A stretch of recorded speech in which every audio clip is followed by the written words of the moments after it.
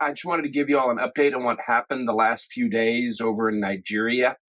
Many of you know we build schools over there in IDB camps in the Abuja area. And IDP is a internally displaced person. Now, these are people who have been driven off of their homelands by the radical Islamists of Boko Haram, who a number of years ago went through that whole northern territory and massacred thousands. They burned down schools and churches and houses, kidnapped, raped, tortured. It was a very, very horrible situation. These citizens there, most of them Christians, were pushed out of their homes and driven hundreds of miles to these makeshift camps all over the country.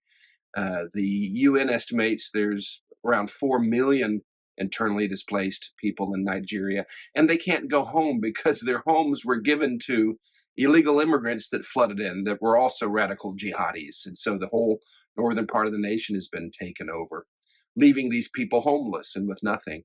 So we built schools in these camps, two specifically in the Abuja area, that's the capital, New Kuchingoro and Durumi. Between the two camps, there's many thousands of residents, mostly women and children.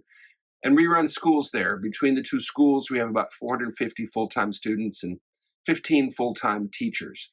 Uh, on Friday of last week, they got notified by government officials that they needed to vacate these camps immediately because they were going to be demolished. Now, parts of Durumi camp were indeed bulldozed last year, so this was not an idle threat. Now, why would the government do this? One, I don't think it's the federal government that initiated that. They have a new administration there who seems much more amenable to working with these IDPs and fixing the situation there. But there's government officials at various levels that have different agendas. And somebody asked me, where did they want these people to go? And well, that's simple. They just want them to go away. These people are, to them, a nuisance and a burden. They call them homeless vagrants, but they're not. I know these people personally. We work with them. I've been there many times. They're victims. They've suffered enormous trauma. And while these camps are horrific places, they're a place to stay. They're a place to call home for now. And being driven off from these camps, well, they're bulldozed. And no exaggeration, that's one step short of throwing these poor people into the ovens. That's as bad as it gets. And I'm was informed about this just yesterday morning, Monday. The staff there in these schools, these are young, bright, very passionate, faithful people, immediately mobilized. They got the camp residents and others to show up at the office of the minister of the Federal Capital Territory. That's the Abuja area. They also went to a radio station and made their voices heard. They got some local media involved. Yesterday, when I found out about it, mobilized here, I called my friends Reno Omokri and Dr. Panam Percy Paul. Both of them are just incredible men of God and men of action, and they did swing into action through their channels. I also contacted the Nigerian Minister of Information, a good man named Mohammed Idris Malagi. He also got the gears turning at that high federal level in Nigeria.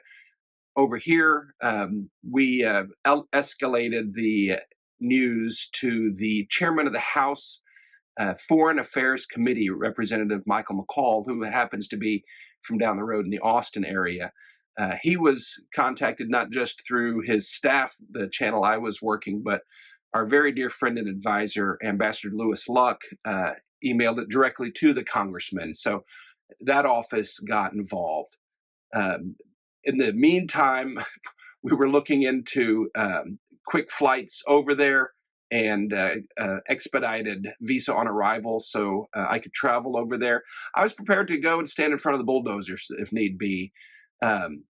Ambassador Luck and Reno Omokri both said they would join me there in front of the bulldozers. By God's grace, that's not necessary right now. We got news late in the afternoon that the demolition has been called off. I don't know if it was because from the grassroots efforts there or the higher level political efforts that we undertook, but something clicked, and while it doesn't deliver these people justice or restoration that they deserve, at least it ensures they have a home for now while the other issues are being worked through.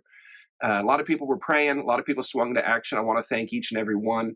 It's a small victory, but thank God it is a victory. And for many of these IDPs, it's the first victory they've had in a decade. So let's keep praying. Let's keep working. By God's grace, one day we will get these people justice and restoration.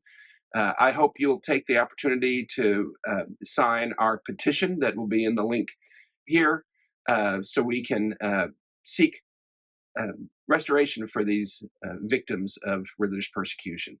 Thank you. God bless you.